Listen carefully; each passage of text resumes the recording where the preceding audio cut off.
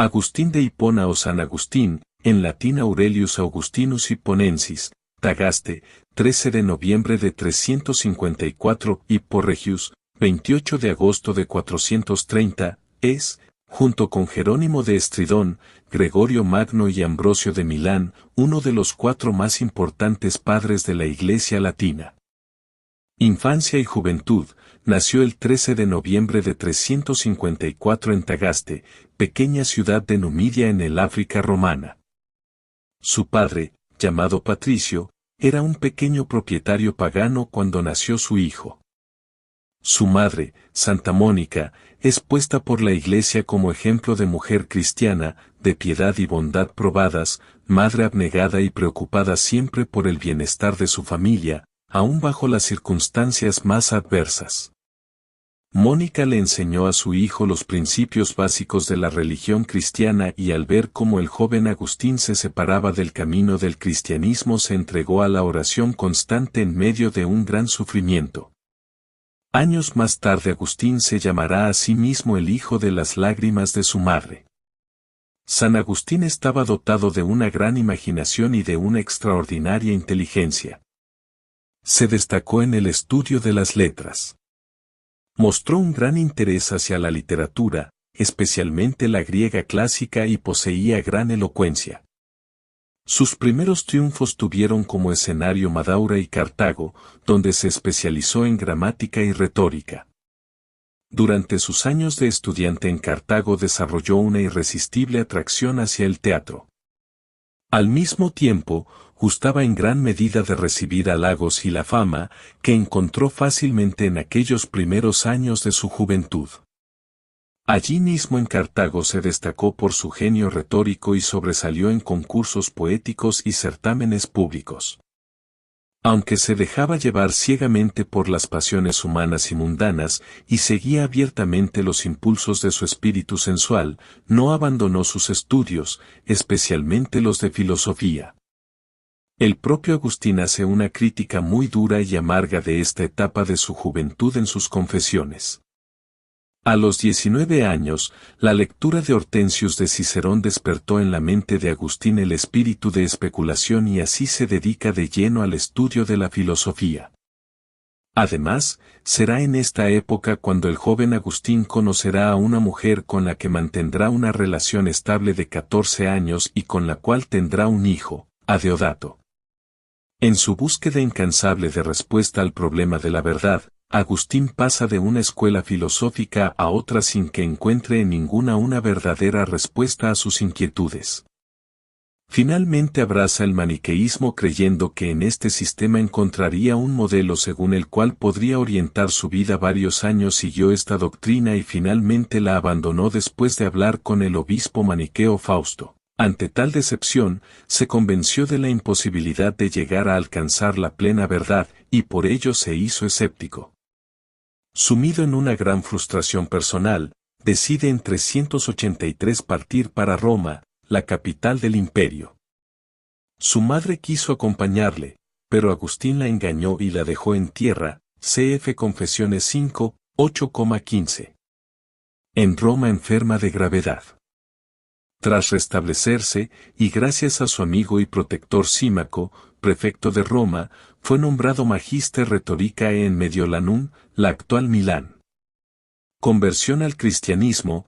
Fue en Milán donde se produjo la última etapa antes de su conversión, empezó a asistir como catecúmeno a las celebraciones litúrgicas del obispo Ambrosio, quedando admirado de sus prédicas y su corazón. Entonces decidió romper definitivamente con el maniqueísmo. Esta noticia llenó de gozo a su madre, que había viajado a Italia para estar con su hijo, y que se encargó de buscarle un matrimonio acorde con su estado social y dirigirle hacia el bautismo. Se despidió de su compañera sentimental con gran dolor y en vez de optar por casarse con la mujer que Mónica le había buscado, decidió vivir en ascesis. Decisión a la que llegó después de haber conocido los escritos neoplatónicos gracias al sacerdote Simpliciano.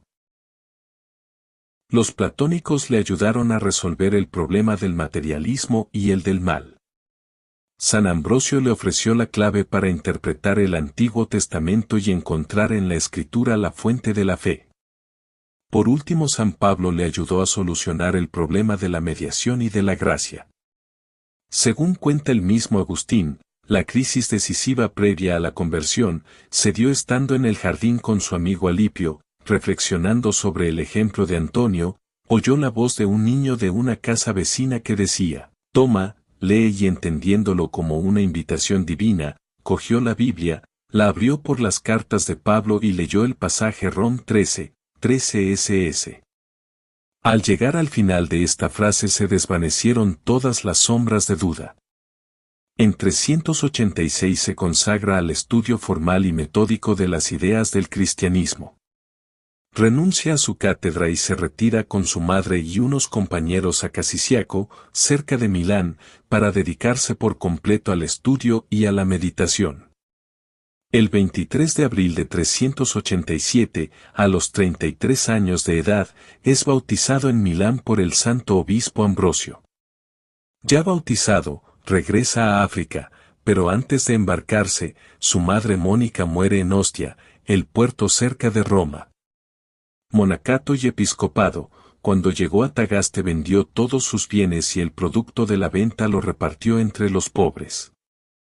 Se retiró con unos compañeros a vivir en una pequeña propiedad para hacer allí vida monacal. Años después esta experiencia será la inspiración para su famosa regla. A pesar de su búsqueda de la soledad y el aislamiento, la fama de Agustín se extiende por toda la comarca. En 391 viajó a Hipona para buscar a un posible candidato a la vida monástica, pero durante una celebración litúrgica fue elegido por la comunidad para que fuese ordenado sacerdote, a causa de las necesidades del obispo de Hipona, Valerio. Aceptó, tras resistir, esta elección, si bien con lágrimas en sus ojos. Algo parecido sucedió cuando se le consagró como obispo en el 395. Entonces abandonó el monasterio de laicos y se instaló en la casa episcopal, que transformó en un monasterio de clérigos. Agustín murió en Hipona el 28 de agosto de 430 durante el sitio al que los vándalos de Genserico sometieron la ciudad durante la invasión de la provincia romana de África. Su cuerpo, en fecha incierta, fue trasladado a Cerdeña y, hacia el 725, a Pavía, a la Basílica de San Pietro in Ciel de Oro, donde reposa hoy. La historia del encuentro con un niño junto al mar, una tradición medieval, que recoge la historia inicialmente narrada sobre un teólogo que más tarde fue identificado como San Agustín, cuenta la siguiente anécdota. Cierto día, San Agustín paseaba por la orilla del mar, dando vueltas en su cabeza a muchas de las doctrinas sobre la realidad de Dios, una de ellas la doctrina de la Trinidad. De pronto, al alzar la vista ve a un hermoso niño, que está jugando en la arena, a la orilla del mar. Le observa más de cerca y ve que el niño corre hacia el mar, llena el cubo de agua del mar, y vuelve donde estaba antes y vacía el agua en un hoyo. El niño hace esto una y otra vez, hasta que Agustín, sumido en una gran curiosidad, se acerca al niño y le pregunta, ¿qué haces? Y el niño le responde, estoy sacando toda el agua del mar y la voy a poner en este hoyo. Y San Agustín dice, pero, eso es imposible.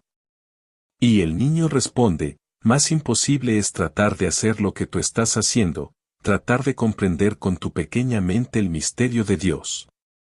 La historia es usada en muchos lugares como verdadera, sin embargo, se trataría de una invención sin fundamento real, pero que se inspira al menos en la actitud de Agustín como estudioso del misterio de Dios. Obras. La obra capital de Agustín de Hipona está constituida por 13 libros en los que nos narra su vida, formación y su evolución interior. También habla de la psicología, de la filosofía, de su concepto de Dios y de su visión del mundo. Constituye, asimismo, un reconocimiento de la grandeza y bondad de Dios. Está dividida en dos grandes partes, libros 1 a 9, contienen la confesión de los errores de Agustín hasta su conversión. terminan con la muerte de su madre Mónica en Ostia.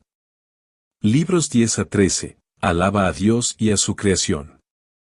Comenzó la obra tras la muerte de San Ambrosio, el 4 de abril del 397, y la terminó en el año 400.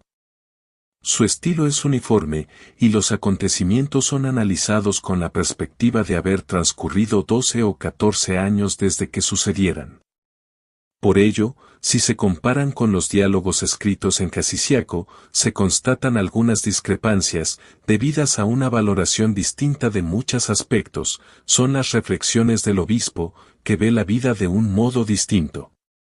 Retractaciones, se trata de un escrito en el que Agustín pasa revista a sus obras, no a todas, para indicar cómo fueron elaboradas y para señalar algunos puntos que, con el pasar de los años, consideraría no adecuados o necesitados de corrección, es decir, que deberían ser tratados de nuevo, con cambios en los contenidos. Los diálogos, escritos en Casiciaco, Milán, Roma y en su etapa joven. En ellos trata de la certeza, la felicidad, el orden, la inmortalidad, la grandeza del alma, la existencia de Dios, la libertad del hombre, la razón del mal y el maestro interior. Contra académicos. Combate el escepticismo. Disciplinarum Libri es una vasta enciclopedia con el fin de mostrar cómo se puede y se debe ascender a Dios a partir de las cosas materiales. No está acabada. Otros, de Beata Vita Liberi, de Ordigne Libri 2, Soliloquiorum Libri 2, de Immortalitate Animae Liberi, de Quantitatae Animae Liberi, de Libero Arbitrio Libri 3, de Musica Libri B, de Magistro Liberi, apologéticos. En estos defiende la fe contra los paganos o contra los racionalistas, de Vera Religione Liberi, escrito en el 390. La verdadera religión es la que posee la Iglesia Católica, el verdadero Dios es la Trinidad. En esta obra se encuentran muchas de las ideas de la ciudad de Dios. La ciudad de Dios, de Civitate Dei Libri 22, es una de las obras maestras de Agustín. En ella nos ofrece una síntesis de su pensamiento filosófico, teológico y político. Fue escrita desde el 413 al 426 y la publicó en varias partes, aunque trabaja con un plan unitario. El motivo por el cual escribió esta obra fue las críticas que los paganos hacían contra el cristianismo. Roma había caído bajo los visigodos, 410, la ciudad eterna se había hecho añicos. De este cataclismo mundial fue culpado el cristianismo, sobre todo por los romanos cultos y ricos que huyeron al norte de África debido a la caída de Roma. Está dividida en dos partes, en la primera combate al paganismo, L. 1 a 10, y en la segunda defiende la doctrina cristiana, L. 11 a 22. De la primera parte, los 5 primeros libros refutan a aquellos que piensan que el servicio de los muchos dioses venerados por los paganos es necesario para que la situación humana sea próspera, y a los que afirman que la actual desgracia terrible es la consecuencia de haber impedido ese servicio. Los 5 libros siguientes van contra aquellos que admiten que desgracias similares han golpeado desde siempre a los mortales y los azotarán en el futuro. Pero aseguran que el culto sacrificial a los muchos dioses es recomendable debido a la vida futura después de la muerte. De la segunda parte, los 4 primeros libros tratan del origen de ambos estados, el estado de Dios y el estado de este mundo, los 4 siguientes se ocupan del curso favorable o desfavorable de ellos, y los 4 últimos, de su resultado debido. La tesis central de la obra es la divina providencia, que guía la humanidad, dividida en 2 ciudades, nacidas de 2 amores, el amor de sí y el amor de Dios. En ella afronta el problema de los orígenes de la historia, de la presencia del mal, de la lucha entre el bien y el mal, de la victoria del bien y de su eterno destino. Fue una obra muy leída y ejerció una gran influencia en los siglos siguientes. Otras, de Fide Rerum Vae non videntur liberi, de Utilitate credendi liberi, de Divinatione daemonum liberi, quaestiones expositae contra paganos vi, dogmáticos, Enchiridion, Ad Laurentium o de Fide. S.P. et Caritate Liberi escrito hacia 421, es un manual de teología según el esquema de las tres virtudes teologales. Contiene una explicación del símbolo de la fe, de la oración del Padre Nuestro y de los preceptos morales de la Santa Iglesia. La Trinidad, de Trinitate Libri 15. Es una de sus obras maestras y su principal obra dogmática. Desde el 399 al 412 escribió 12 libros, pero no estando satisfecho con los resultados aplazó su publicación. Algunos de sus amigos, ansiosos por el impasse, hicieron unas copias del manuscrito sin su autorización y lo pusieron en circulación, lo cual causó gran enojo en San Agustín. En el año 420 añadió los otros 3 que faltaban y revisó toda la obra. Esta obra está dividida en 5 grandes partes: Teología bíblica de la Trinidad, y 4, Teología especulativa y defensa del dogma, v7, Introducción al conocimiento místico de Dios, 8, Búsqueda de la imagen de la Trinidad en el hombre, 9-14, Compendio y complemento del tratado, 15. En la Trinidad Agustín desarrolla la doctrina de las relaciones. Las 3 personas divinas son el ser mismo, eterno, inmutable, consustancial, pero se distinguen por sus relaciones. La explicación psicológica, la doctrina sobre las propiedades personales del Espíritu Santo, que procede como amor, la vida de la gracia, y sobre cómo el hombre siendo imagen de Dios es imagen de la Santísima Trinidad. Morales y pastorales de Agone Cristiano Liberi es un manual de vida cristiana para instruir en la fe al pueblo sencillo. De Coniugis Adulterinis Libri 2 escrito hacia el 420 demuestra la indisolubilidad del matrimonio. Contramendatium, de Catechisandis Rudibus Liberi, de Continentia Liberi, de Patientia Liberi. Monásticos regula ad servos de y la más antigua de las reglas monásticas de Occidente. Exegéticos la Sagrada Escritura tuvo un papel decisivo para Agustín. Se puede destacar, de Doctrina Cristiana Libri 4. Es una síntesis dogmática que servirá de modelo a la Sententiae. De Genesia de Litteram Libri 12. Su composición es del 401 al 415. Contiene de antropología, la doctrina de la creación simultánea y de las razones seminales. De Consenso Evangelistarum Libri 4. Fueron escritos hacia el año 400 en respuesta a los que acusaban a los evangelistas de contradecirse y de haber atribuido falsamente a Cristo la divinidad. Polémicos, escribe contra los maniqueos, los donatistas, los pelagianos, el arrianismo y contra herejías en general. Algunas de sus obras son, De Natura Boni Liberi, Salmus contra partem donati, de peccatorum meritis et remissione et de baptismo parvolorum ad Marcellium Libri 3, de 412, Primera Teología Bíblica de la Redención, del pecado original y de la necesidad del bautismo, de Gratia et Libero Arbitrio Liberi, de 426, en el que demuestra la necesidad de la gracia de la existencia del libre albedrío, de Aeresibus. Tratados. Están distribuidos en 3 secciones: comentarios en San Juan, exposiciones sobre los salmos y sermones. In Evangelium Johannis Tractatus. 124 discursos sobre el Evangelio de San Juan. En Narraciones sin Salmos. Su obra más extensa es En Narraciones sin Salmos. Se trata de la única exposición completa del Salterio que nos ha llegado de la literatura patrística. Compuesta desde el 392 al 416. Los sermones son el fruto de la predicación por casi 40 años. En la biblioteca de Hipona se debían conservar unos 3 o 4 mil. Trata todos los temas de la Biblia y de la liturgia.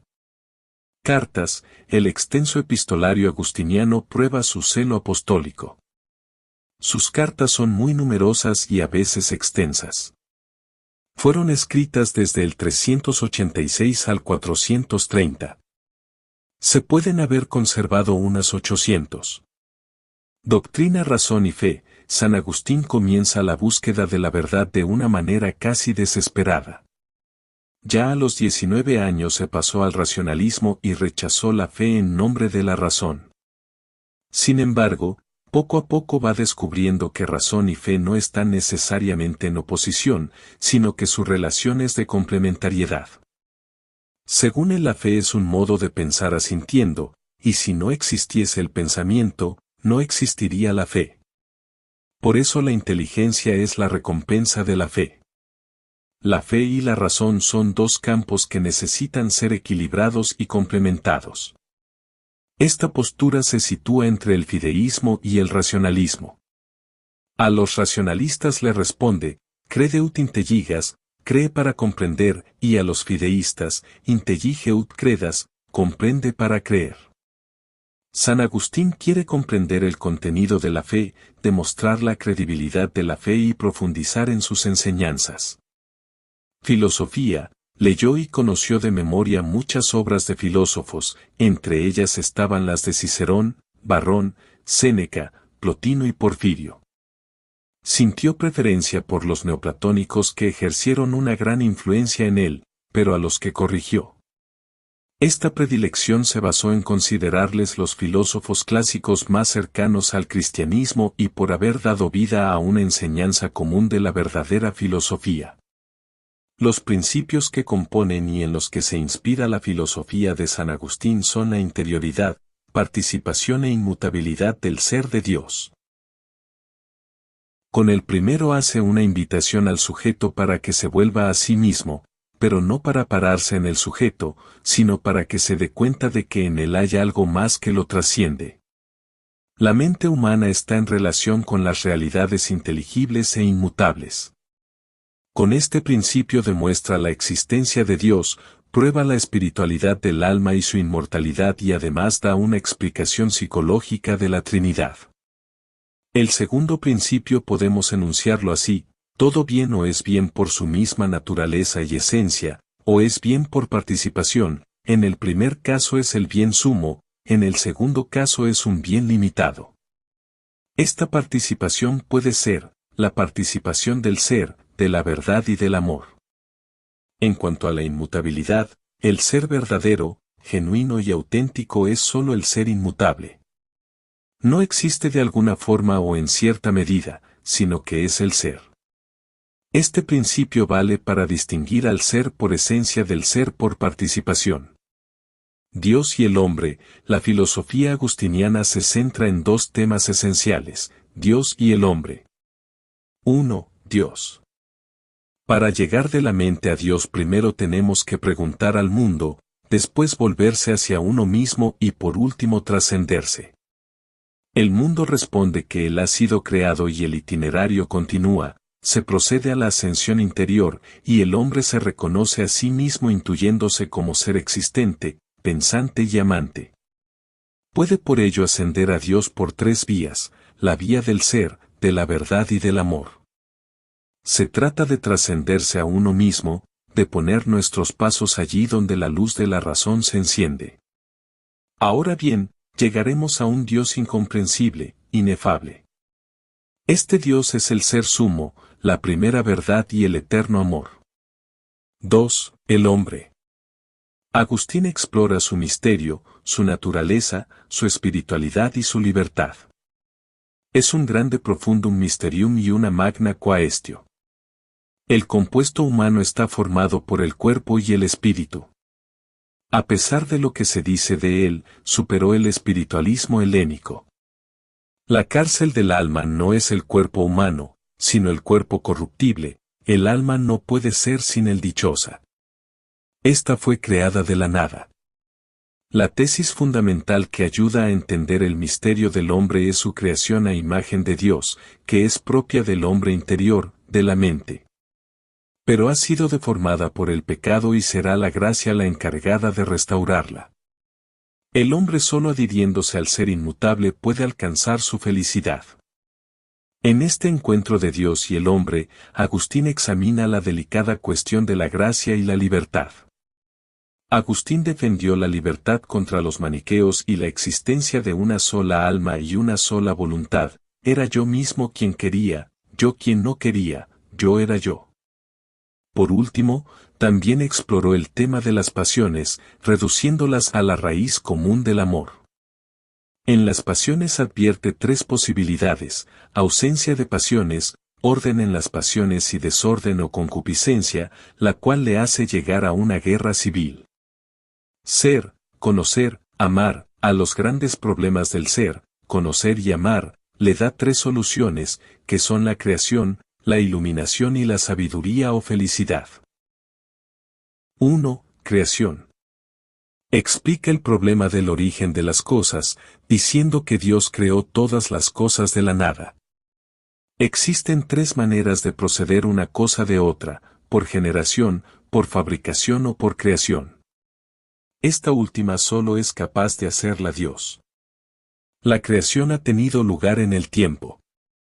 Dios crea de la nada y crea según razones eternas, ideas ejemplares existentes en la mente divina. Pero no todo es creado de la misma manera. Dios ha creado todo simultáneamente, pero unas cosas las ha creado en sí mismas y otras virtualmente, en sus gérmenes invisibles. Esta es la teoría de las rationes seminales. Todas las cosas son buenas porque las ha creado Dios, y las ha creado porque ha querido. Por ello el mal no puede ser una sustancia sino que es defecto, privación. Hay dos especies de mal: el mal que el hombre sufre contra su voluntad y el mal que comete voluntariamente. El primero es el mal físico y el segundo es el mal moral. Los dos provienen de la deficiencia de la criatura.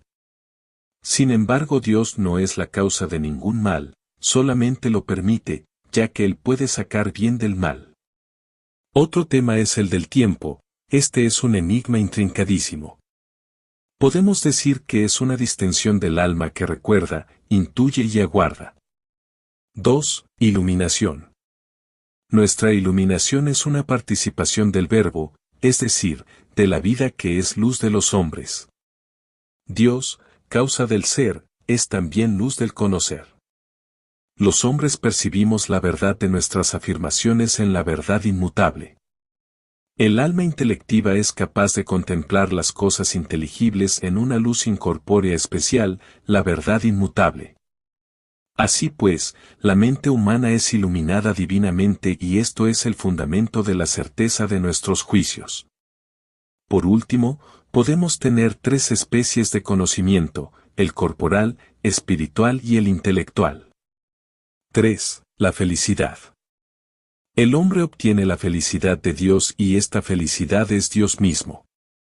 Para él la felicidad es el gozo de la verdad y no puede ser dichoso quien no posee lo que ama, pero dichoso es solo quien posee todo lo que quiere y no quiere nada malo.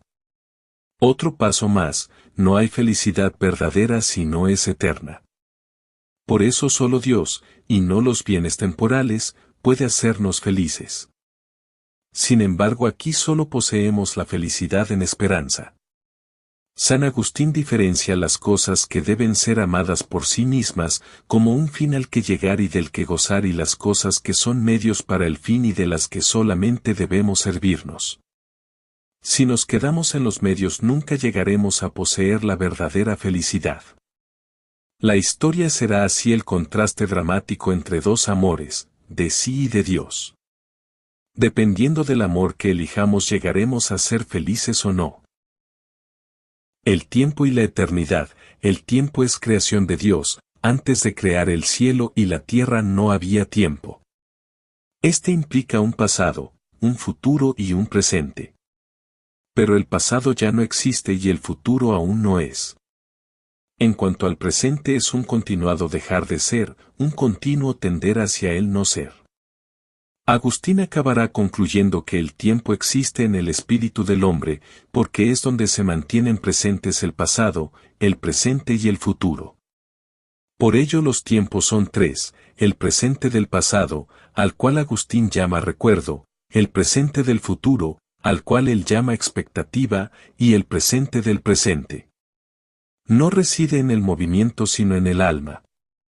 Teología. Estos son los principios en que San Agustín se ha inspirado para hacer progresar la ciencia teológica, adhesión plena a la autoridad de la fe, deseo ardiente de alcanzar la inteligencia de la fe, firme persuasión de la originalidad de la doctrina cristiana, sentido profundo del misterio, subordinación constante de la teología a la caridad y atención a la precisión del lenguaje. Doctrina trinitaria, comienza con la profesión de fe, expone las dificultades e interroga a las Escrituras para responder a aquellas. Estudia la unidad y propiedades de las tres personas divinas, las procesiones y misiones, las operaciones hacia fuera de la Trinidad, que son comunes a las tres personas divinas. Propone la doctrina de las relaciones y recurriendo a la imagen de la Trinidad en el hombre, encaminando a éste al amor y a la contemplación de la Trinidad. Nos explica la igualdad, misma naturaleza, y distinción, distintas relaciones, de las personas divinas y la simplicidad de Dios, por la cual las personas se identifican con la naturaleza divina. También son suyas la teología del Espíritu Santo y la explicación psicológica de la Trinidad. El Espíritu Santo procede del Padre y del Hijo, pero principalmente del Padre, pues el Padre, que es el principio de la deidad, concede al Hijo el expirar el Espíritu Santo, este procede como amor y, por tanto, no es engendrado. La explicación psicológica de la Trinidad permite ilustrar, a la vez, el misterio del hombre, creado a imagen de Dios. Esta imagen solo la encuentra en el hombre interior y la expresa con esta fórmula: memoria, inteligencia y voluntad. Doctrina cristológica, gran claridad en la formulación, una persona en dos naturalezas. Defiende la doctrina contra todas las herejías y presenta a Cristo como ejemplo diáfano de la gratuidad de la gracia. Expresa la unidad de la persona y dualidad de las naturalezas en Cristo de la siguiente manera: aquel que es Dios es también hombre, y aquel que es hombre es también Dios, no por la confusión de las naturalezas, sino por la unidad de la persona. Esta unión es admirable y la mejor analogía es la unión que se produce en el hombre, la del cuerpo y del alma en la unidad de la persona.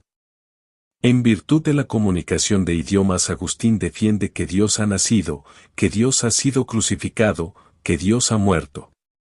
Por último, Agustín aclara que la naturaleza humana fue asumida a la unión personal con el Verbo en el mismo instante en que fue creada. Mariología. Por la comunicación de idiomas defiende la maternidad divina, Dios ha nacido de una mujer. La virginidad perpetua, virgen concibió, virgen dio a luz y virgen permaneció. A María le fue concedida una gracia mayor para vencer en todo momento al pecado. Las relaciones entre María y la Iglesia.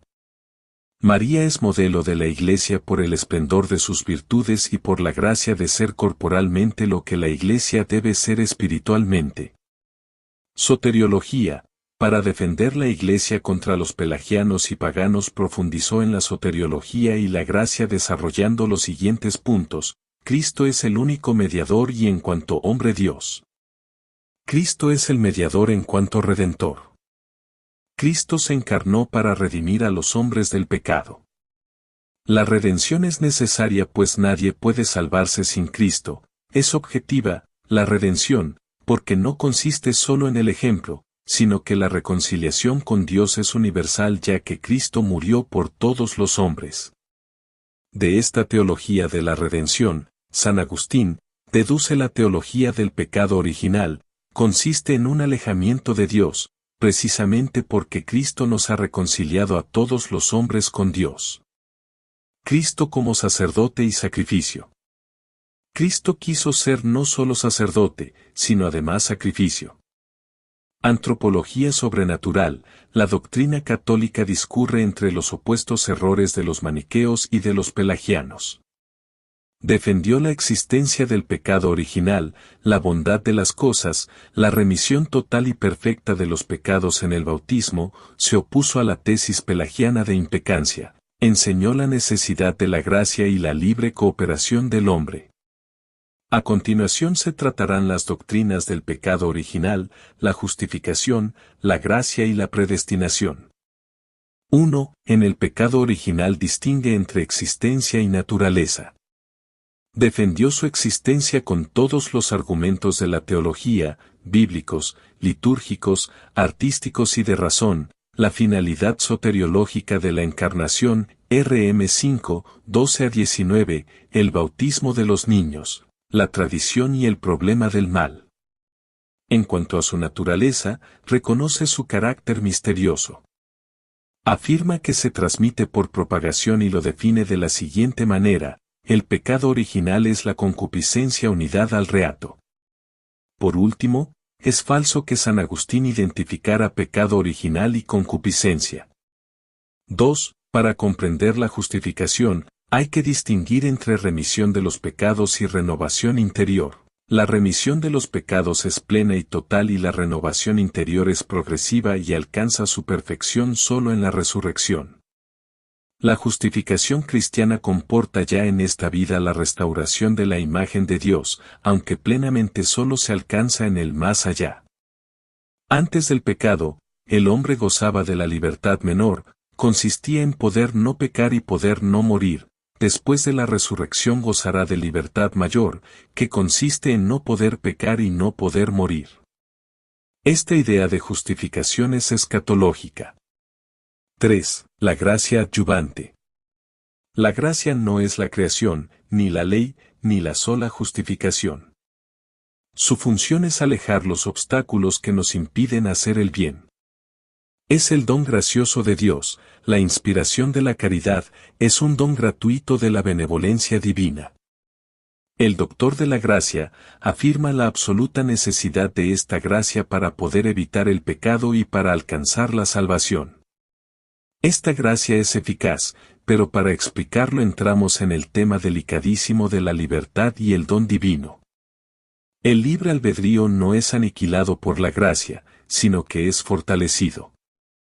Aquel no sucumbe porque es ayudado, sino que es ayudado para que no sucumba. Hay una armonía entre la gracia y la libertad.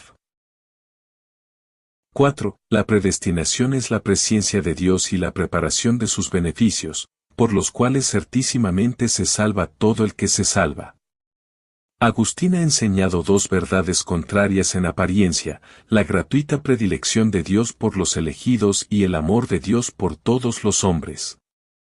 Dios tiene siempre en su haber una gracia que ningún corazón, por puro que sea, podrá jamás rechazar. Entonces, ¿por qué no la usa con todos y permite que algunos perezcan? Agustín responde que no sabe. Esta doctrina también tiene un significado pastoral, pretende ayudar al cristiano a evitar la presunción y la desesperación. Matrimonio y sexualidad. Respecto a sus ideas sobre la sexualidad humana, se acusa a Agustín frecuentemente de pesimismo. Un ensayo de Burke, publicado en 20.105, señala más bien que Agustín sería realista, por seguir una vía media, entre dos extremos. Por una parte, estarían los maniqueos, con su pesimismo radical en cuanto al matrimonio. Agustín rebatió sus ideas en los primeros años de su vida cristiana, sobre todo en el de bono conyugal y donde formuló su famosa doctrina de los tres bona matrimoniales. Para San Agustín el matrimonio estaría justificado por tres funciones: proles, fides y sacramentum, que él llama los tres bienes. Proles, para traer hijos al mundo. Fides, por la fidelidad que debe unir a los esposos entre sí y apartarlos de concupiscencias externas. Sacramentum, por el sacramento divino que hace el matrimonio indisoluble. Por otra parte, en un periodo más tardío de su vida, los pelagianos, que pregonaban lo que Agustín consideraba un excesivo optimismo, al negar en la práctica los efectos que provienen de la concupiscencia carnal. En el contexto de sus respuestas a los pelagianos, Agustín escribió su De Nuptiis et Concupiscentia. Su doctrina legitimará, en el cristianismo, el matrimonio y las relaciones sexuales en la pareja. Sostenía que el matrimonio era una medicina para la inmoralidad. El acto sexual seguirá siendo un pecado, pero tolerable, mientras se mantenga dentro de los límites del matrimonio y con el objeto de engendrar. El coito estaría autorizado exclusivamente para la creación de un ser nuevo. En De Genesia de Litteram escribe que para vivir y dialogar es más armoniosa la convivencia entre varones que con una mujer. Por eso no ve con qué objeto la mujer habría sido concebida para servir de ayuda al hombre si no fuera para parir. El sexo, fuera de la unión matrimonial, era para él una falta capital.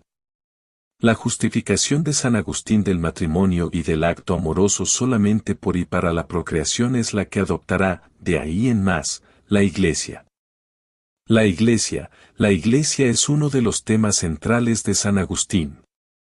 La estudió como hecho histórico, los motivos de su credibilidad y como comunión y cuerpo místico de Cristo. Cuando habla de ella se puede referir a la comunidad de fieles, a la comunidad de los justos, o a la comunidad de los predestinados.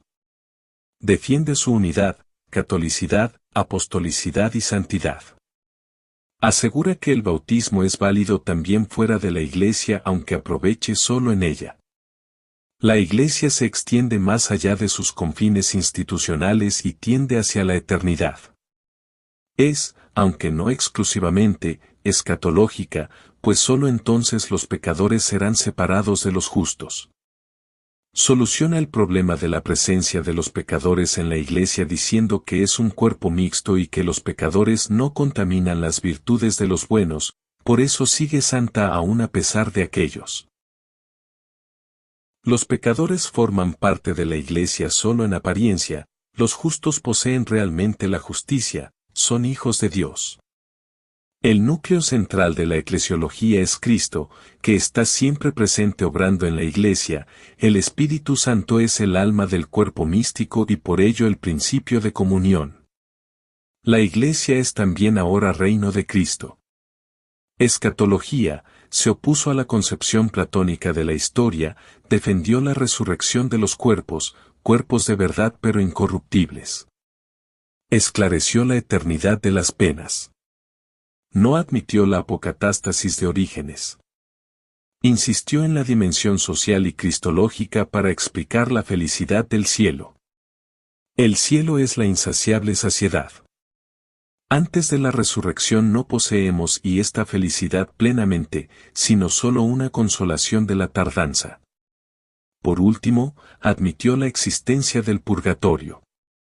Doctrina espiritual, la espiritualidad agustiniana se orienta al culto y amor de la Trinidad, tiene por centro a Cristo, se da dentro de la vida de la Iglesia. Su tarea es la restauración de la imagen de Dios en el hombre y se nutre de la sabiduría de las Escrituras.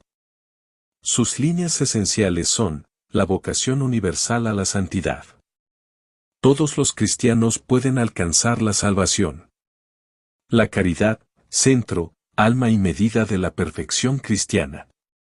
Esta es el contenido de las Escrituras, el fin de la teología, la síntesis de la filosofía y la esencia y medida de la perfección cristiana. Pone en un juego el dinamismo cristiano y el único deseo que tiene es a Dios. La humildad, condición indispensable para el crecimiento de la caridad. Tenemos que reconocer lo que somos, criaturas, hemos de reconocer la gratuidad de la gracia. La purificación, ley de las ascensiones interiores. Necesitamos de la ascesis para crecer en la caridad. La necesidad de elaboración. El hombre ha de ser maestro o de oración y preparar su corazón para recibir lo que Dios quiera dar. Esta oración debe llevarnos a los demás, que es de índole social. La ascensión por los grados del alma hacia Dios. Describe 4 grados: virtud, serenidad, entrada y morada o contemplación. Todos estos medios y todos estos grados no son eficaces sin la ayuda de la gracia de Dios, que hay que pedir en la oración. Recepción, San Agustín tiene gran importancia en la historia de la cultura europea. Sus confesiones suponen un modelo de biografía interior para muchos autores, que van a considerar la introspección como elemento importante en la literatura. Concretamente, Petrarca va a ser un gran lector de San Agustín. Su descripción de los estados amorosos se enlaza con ese interés por el mundo interior que encuentra en San Agustín. Descartes descubre la autoconciencia, que señala el inicio de la filosofía moderna, copiando su principio fundamental, cogito ergo sum barra diagonal pienso luego existo, no literalmente pero sí en cuanto al sentido, de San Agustín, si en in foule, sum barra diagonal si me equivoco, existo, de Cib. Dei 11, 26. Por otro lado, San Agustín va a ser un puente importante entre la antigüedad y la cultura cristiana. El especial aprecio que tiene por Virgilio y Platón va a marcar fuertemente los siglos posteriores. Así, se puede decir que la Edad Media, hasta el siglo XIII y el redescubrimiento de Aristóteles, va a ser platónica. El especial aprecio por Virgilio se va a manifestar, por ejemplo, en la Divina Comedia de Dante Alighieri. Agustín y la ciencia, Agustín y la teoría de la relatividad. Según el científico Roger Penrose, San Agustín tuvo una intuición genial acerca de la relación espacio-tiempo, adelantándose 1500 años a Albert Einstein y a la teoría de la relatividad cuando Agustín afirma que el universo no nació en el tiempo sino con el tiempo, que el tiempo y el universo surgieron a la vez. Esta afirmación de Agustín también es rescatada por el colega de Penrose, Paul Davies. Agustín y el evolucionismo. Agustín, quien tuvo contacto con las ideas del evolucionismo de Anaximandro, sugirió en su obra La ciudad de Dios que Dios pudo servirse de seres inferiores para crear al hombre al infundirle el alma. Defendía la idea de que a pesar de la existencia de un Dios no todos los organismos y lo inerte salían de él, sino que algunos sufrían variaciones evolutivas en tiempos históricos a partir de creaciones de Dios. Agustín y la Biblia con respecto a la ciencia, un mérito de San Agustín es haber visto correctamente la inerrancia y la autoridad de la Escritura. Esta se refiere únicamente a los temas de fe y de moral y no a los temas científicos.